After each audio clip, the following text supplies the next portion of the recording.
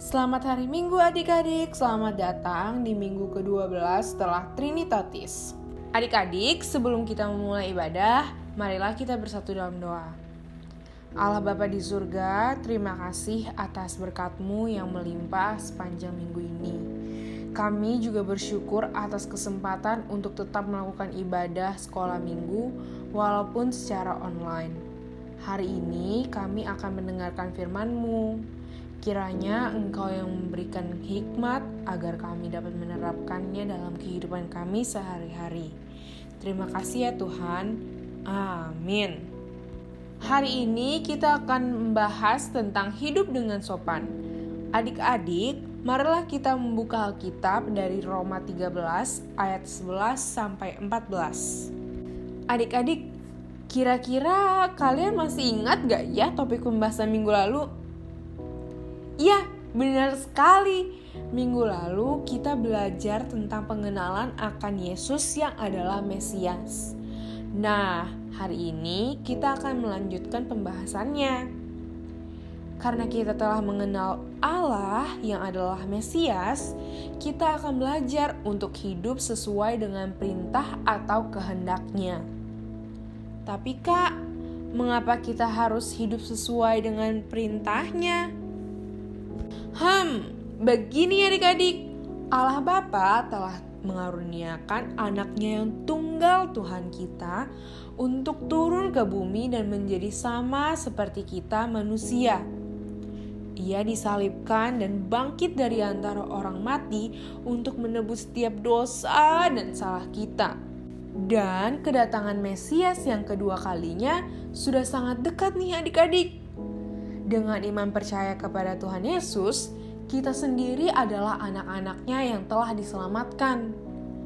Akan tetapi, kita juga harus mau menunjukkan kepercayaan kita dengan tindakan sehari-hari yang sopan, agar kelak Tuhan Yesus mendapati kita semua sempurna. Lalu, bagaimana kita dapat hidup seturut dengan kehendak-Nya, Kak? Jawabannya adalah dengan hidup sopan adik-adik. Kedengarannya sih gampang ya, memang, tapi terkadang kita suka lupa nih untuk melakukannya. Oleh karena itu, kakak akan mengingatkannya kembali, supaya langkah-langkah kecil ini dapat menjadi rutinitas yang adik-adik terapkan dalam keseharian. Salah satunya saat kita sedang berbicara dengan orang lain. Keluarkanlah kata-kata yang lembut terhadap sesama. Dimulai dari ruang lingkup yang kecil yaitu keluarga.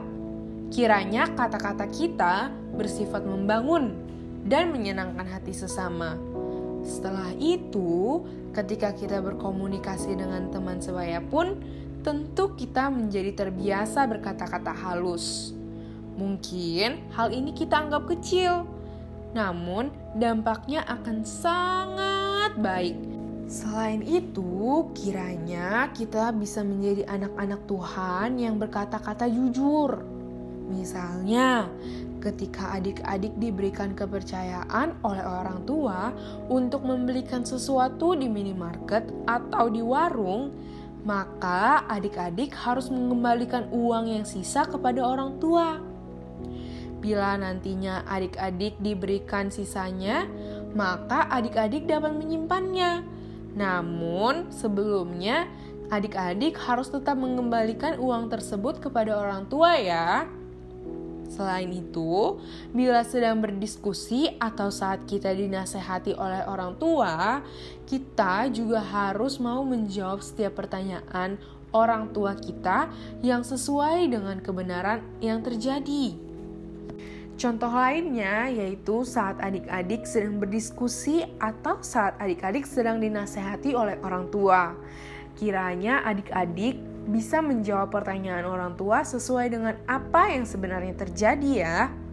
Yang ketiga, mungkin adik-adik sudah tidak asing lagi ya dengan kata-kata belajar, apalagi sudah 5 hampir 6 tahun belajar di sekolah dasar. Oleh karena itu, adik-adik harus tetap mengutamakan kerajinan dalam belajar. Apapun pelajarannya, Adik-adik harus tetap semangat ya. Menuntut ilmu itu tujuannya adalah agar pelajaran yang kita dapat tidak lalu begitu saja, tapi bisa berguna untuk di masa depan kita. Oleh karena itu, walaupun saat ini metode pembelajarannya berubah, yaitu secara online, adik-adik harus tetap konsentrasi dan fokus dengan apa yang adik-adik pelajari. Yang keempat, pemaaf.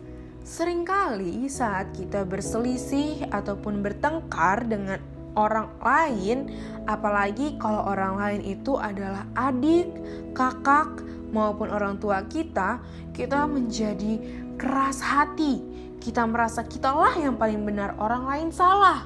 Padahal Tuhan Yesus ingin agar kita melembutkan hati kita, agar kita minta maaf kepada orang yang berselisih dengan kita.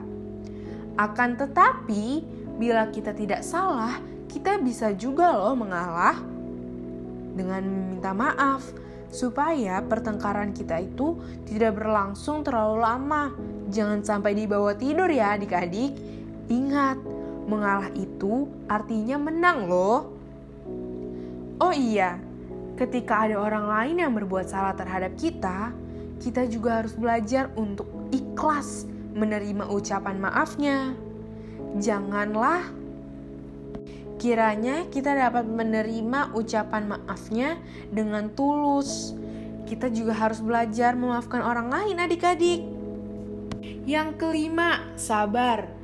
Seringkali saat kita dihadapkan dengan situasi yang membuat kita merasa kesal, kita menjadi ingin marah.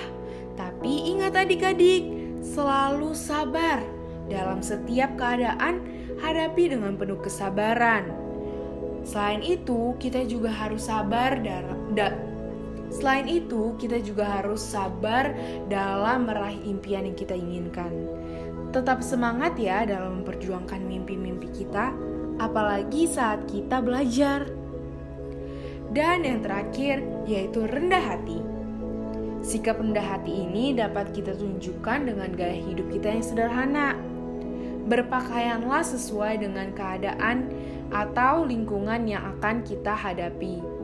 Selalulah kita Dan terakhir, rendah hati. Sikap rendah hati ini dapat kita tunjukkan dengan gaya hidup kita yang sederhana. Selalu bersyukur dengan apa yang saat ini adik-adik miliki.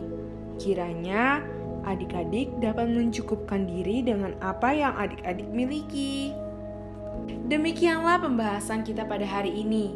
Adik-adik, kita ulang apa yang kita pelajari hari ini yuk. Nah, kita ingin agar Tuhan Yesus mendapati kita sempurna pada saat kedatangannya yang kedua. Oleh karena itu, kita juga harus mencerminkan perilaku yang sopan, seperti yang dikehendaki oleh Tuhan Yesus. Dengan bagaimana? Ada 6 perilaku yang bisa kita terapkan sehari-hari dan menjadi rutinitas kita. Yang pertama, berkata-kata lembut. Yang kedua, sabar. Yang ketiga, rajin belajar. Yang keempat, rendah hati. Yang kelima, pemaaf. Dan terakhir, berkata-kata jujur. Sebelum kita tutup ibadah ini, marilah kita bersatu dalam doa. Tuhan Yesus yang baik, terima kasih atas firman-Mu yang hari ini kami terima. Puji syukur kami panjatkan atas karunia-Mu yang luar biasa dan keselamatan yang Engkau berikan kepada kami. Kiranya kami dapat memanfaatkan kehidupan kami saat ini dengan hidup sopan dan menerapkan sikap-sikap yang Engkau kehendaki. Dalam nama Tuhan Yesus kami berdoa. Amin. Sekian ibadah kita. Salam kasih dan rindu dari kakak abang GSM kelas 4, 5, dan 6 ya.